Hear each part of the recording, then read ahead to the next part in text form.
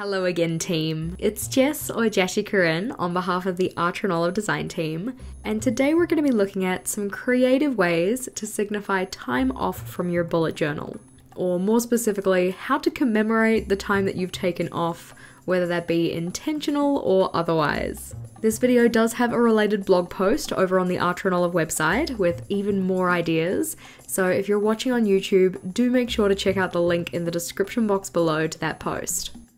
Sometimes life happens and we just don't get into our journals as much as we'd like to. Sometimes life really happens and we go for a couple days, maybe a couple weeks, or even possibly a couple of months without touching our journals.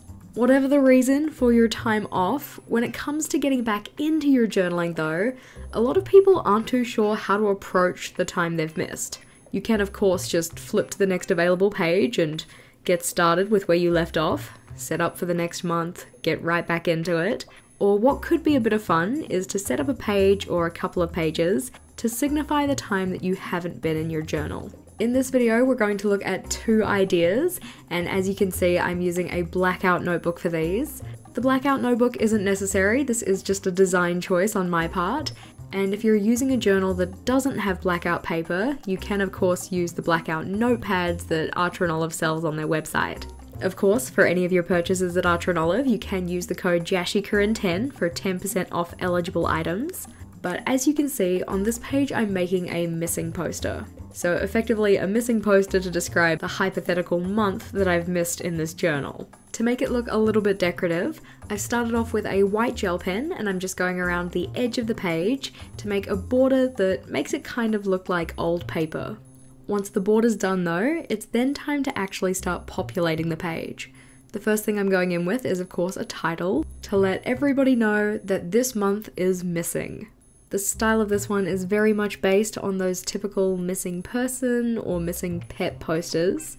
So the big eye-catching title, the picture of what is missing, and then some details about that missing thing. As in this example, we're talking about a month that is missing. I decided to include the full name of the month's date of birth, which I just put down as the first of that month, the age of the month, or the duration of time that I was not in the journal, where it was missing from, which is the journal, and a section that was on my reference picture of a missing poster, which was called Missing Since, and I instead really used this as a missing because. So why was it that this month wasn't included in the journal? And I also included a picture of the month, which I put in as just a simple doodle of a calendar. This one's really straightforward, it's just a grid that has 7 boxes across and 5 boxes down, and then a larger box on top which you can use to write in the title of the month. To make it actually look like a calendar, or in particular a spiral-bound calendar, I then just go and add some little circles to the top, making sure that I include the outline on the front half of the calendar, but then as it curves towards the back, it stops when it meets the top of the box. Hopefully that makes sense. It probably makes more sense just looking at what I've done, but it's a really simple and visually effective way to draw yourself a mini calendar doodle.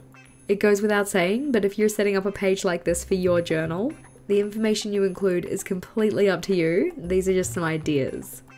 As mentioned, in this video we're looking at 2 different ideas for signifying time off from your journal, but there are even more ideas on the related blog post which is linked in the description box. In particular, some of my favourite memes, such as several months later.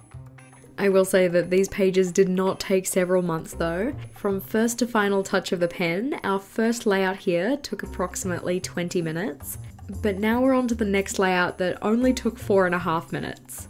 For this one, we're continuing with our kind of crime-esque theme, and we're making a little crime scene to show that one of our months has been, well, as this page comes together you can probably get what I'm talking about, but you can see I'm putting in some washi tape on the top and bottom of this page to signify that this is a crime scene. I don't actually have crime scene washi tape, I just have caution washi tape, but I figure it kind of gives you the same effect.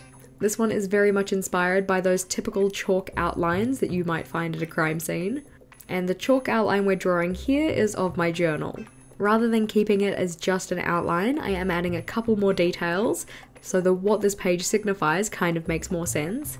So in particular, I'm putting in some little red dots to signify the crime that has taken place here, and also writing in the name of the month that has been missed. As said, this one was super quick to set up, but just a fun way to signify the time that you've taken off from your journaling. Hopefully you've enjoyed these ideas. I think they're a bit of fun. And as said, if you want even more ideas for ways that you can signify time off from your journal or commemorate the months that you've missed, do make sure to check out that blog post linked in the description box below. As always, team, thank you for watching, and until next time, bye!